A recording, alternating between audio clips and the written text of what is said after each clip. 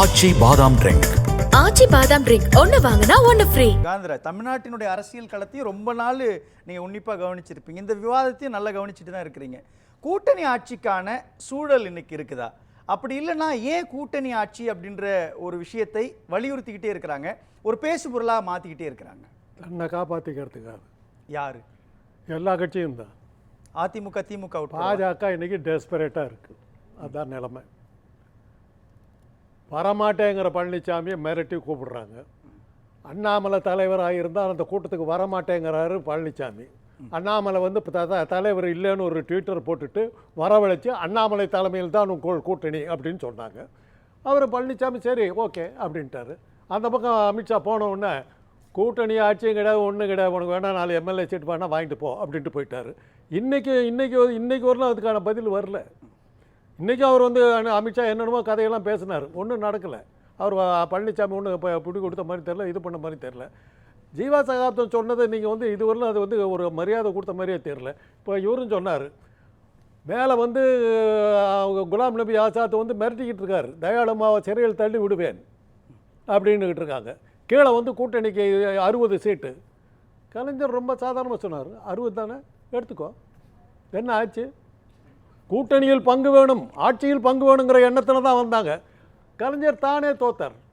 அதுக்கப்புறம் காங்கிரஸ் என்னாச்சு? இன்றைக்கு ஒரு பேரம் பேசுறதுக்கு வழியில் நின்ன 4 சீட்டு. உன் தகுதி தெரிஞ்சு போச்சு இல்லை, வாயை மூடிட்டு. இதே தான் 80ல் நடந்தது. இந்திரா காந்தி ரொம்ப சாமர்த்தியமாக வந்து கலைஞரோட சேர்ந்து நாடாளுமன்றத்தில் தப்பிச்சுக்கிட்டாங்க. சட்டமன்றத்துக்கு வரும்போது கலைஞர் பிடியில் நம்ம இருக்கக்கூடாதுங்கிறதுக்காக உனக்கு 50 எனக்கு 50ன்னு போட்டாங்க. மக்கள் ரிஜெக்ட் பண்ணாங்க, எம்ஜிஆர் ஆட்சிக்கு வந்தார். அதான் தமிழ்நாட்டை பொறுத்தவரையிலும் கூட்டணி ஆட்சிங்கிறது இன்றைக்கி வரலும் நடக்காத ஒரு விஷயம். அவ்வளோதான். 67ல் அண்ணா நின்றபோது ராஜாஜியோடு கூட்டு சேர்ந்தார். 134 இடங்களில் ஜெயித்த உடனே ராஜாஜி என்ன எதிர்பார்த்தார்? மந்திரி சபை அமைக்கிறதுக்கே அண்ணா வந்து தாங்கிட்ட கேட்பார்னு நினச்சார். தேர்தல் வெற்றிகள் அறிவித்த உடனே அண்ணா சொன்னார், தனித்து பெரும்பான்மை பெற்றால் நாங்கள் தனித்தே ஆட்சி அமைப்போன்றது தான் நாங்கள் ஏற்கனவே போட்ட ஒப்பந்தம். அந்த அடிப்படையில் திமுகவினுடைய தனி மந்திரி சபை தான் இருக்குது, இங்கே கூட்டணி ஆட்சி கிடையாதுன்னு தெளிவாக சொல்லிட்டார். அதே தான் 71ல் இந்திரா காங்கிரஸோட கூட்டணி. பார்லிமெண்ட்டுக்கு நீ எடுத்து வாங்கிக்கோ, சட்டமன்றத்தில் உங்களுக்கு சீட்டே கிடையாது, ஒரு சீட்டும் கொடுக்கல. இந்திரா காங்கிரஸ் தேர்தல் சட்டமன்றத்துக்கு நிற்கலை, நாடாளுமன்றத்துக்கு தான் நின்றுச்சு. அறுதி பெரும்பான்மை 184 சீட்டு. இன்றைக்கி ஒரு வெல்ல முடியாத ஒரு இது. அதனால் கூட்டணிங்கிறதே எனக்கு நம்பிக்கிறது, என்னால் ஆட்சி நடத்த முடியும். நடுமத்தியில் வந்து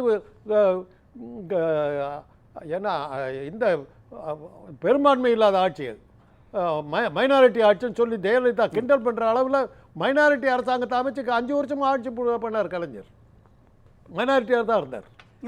இன்னைக்கு திமுக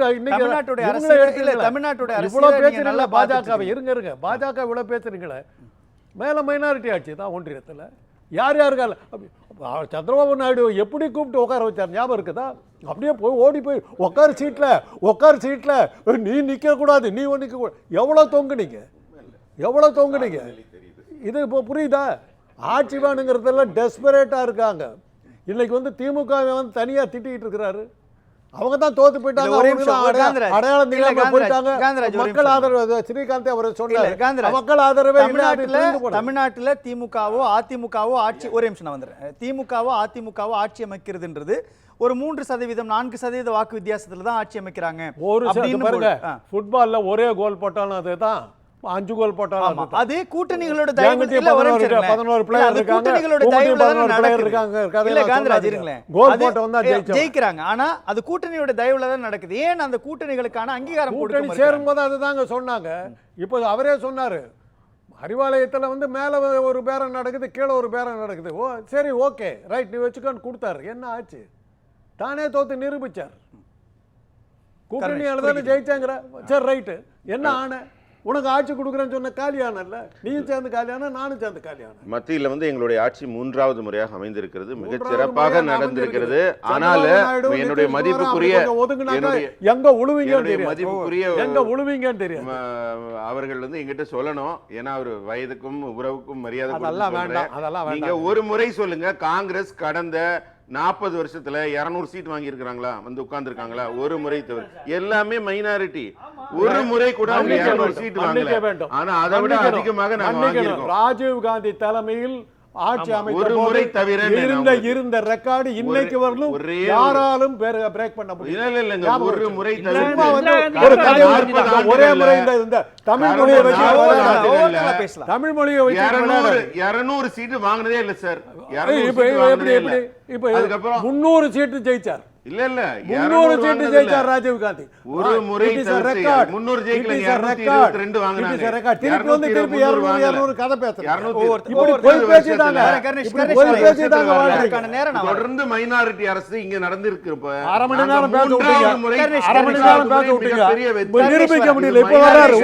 நான் பேசுறது அவங்க வேலையை மத்தவங்களை பேச விடாம தடுத்து இவங்க கருத்தையே யாரையும் பேச விட மாட்டாங்க. அவங்க வழக்கமே அதுதான், பேச விட மாட்டாங்க. மத்த கருத்துக்களை கேட்க விடாம தடுத்து தான் இவங்க வாழ்க்கையை நடத்துறது. பேசலாம். இதுல இவர் சொன்னதுக்கு பதில் சொல்லிட்டேன். ராஜீவ் காந்தியினுடைய ரெக்கார்டு இன்னைக்கு வரலும் பிரேக் பண்ணப்படல. அதை மறந்துடாதீங்க. கேட்கிறேன் ஒரு நிமிஷம் காந்திராஜ். இதுல தமிழ்நாட்டு அரசியல் வரலாற்றுல திமுக தனித்து நிக்க முடியாத ஒரு சூழல் தானே இருந்திருக்கு. எல்லா காலங்களிலும் கூட்டணிகளோட 57 தனித்து தான் நின்னாங்க, 62 நின்னாங்க. மறைந்த முதலமைச்சர் கருணாநிதி ஆட்சி காலத்துக்கு 57லயும் 62லயும் கிடைத்த பாடம் என்னன்னா, 57 நேரு காமராஜரை கூப்பிட்டு கேட்டார், என்னையா 15 இடத்துல தான் ஜெயிச்சதுங்கிற தோத்த இடங்கள்ல வாக்கு வித்தியாசத்தை பார்த்தியான்னார். காமராஜருக்கு அப்பதான் புரிஞ்சுது மிகப்பெரிய வித்தியாசங்கள்ல கொண்டு வர முடியல. வித்தியாசங்கள் ரொம்ப சொல்பமா இருந்தது. ஒரு லேசான ஒரு கோடு தான். 62ல பார்த்தாரு, அந்த 15 இடத்துல 14 இடத்துல தோக்கடிச்சார். ஆனா 50 இடத்துல திமுக வந்தது. நேரு உடனே கூப்பிட்டார், என்ன நடக்குது, வராதுன்னாரு. காமராஜருடைய கணிப்பு முழுக்க தப்பாச்சு. அப்பதான் அண்ணா வந்து பரம விரோதியான ராஜாஜியை கூட்டணி சேர்த்தார். ஜீவா சகாப்தன் அழகா சொன்னார், அத்தனை பற்றி ஒன்றா சேர்த்தினார். ஓட்டுகள் சிதறதுனால தான் அவங்க வர்றாங்க. சிதற விடாமல் நம்ம ஒன்றா சேர்த்துட்டோம், அவங்கள ஒழிச்சு போடலாம். அந்த தியரி நல்லா ஒர்க் அவுட் ஆச்சு. இன்றைக்கு உள்ள ஒர்க் அவுட் ஆகிட்டு இருக்குது. உங்களுடைய ஆசை என்ன? இந்த கூட்டணியை ஒழிச்சிட்டா திமுக ஒழிக்கலாங்கிற ஆசைப்படுறீங்க. இல்ல மாட்டேங்குது. இல்ல காந்திராஜ் ஒரு நிமிஷம் இருங்களேன். ஒரு பக்கம் திருமாவளவன் மாதிரியான கட்சிகளினுடைய தலைவர்கள் எங்களுக்கான சீட்டு கிடைக்கிறதுல இருபடி இருக்குது, கடைசி நேரத்தில் எங்களுக்கு முறையான சீட்டு ஒதுக்கப்படாமல் நாங்கள் நிர்பந்தத்தினுடைய அடிப்படையில் தான் கூட்டணியில் தொடர வேண்டிய காலம் உருவாகுது அப்படின்றாங்க. இன்னொரு பக்கம் வெற்றி பெற்றதுக்கு அப்புறம் ஆட்சி அதிகாரத்தில் பங்கு இல்லை அப்படின்றதும் அவங்களுக்கான மன கசப்பு அதிகமாக்குது இல்லையா?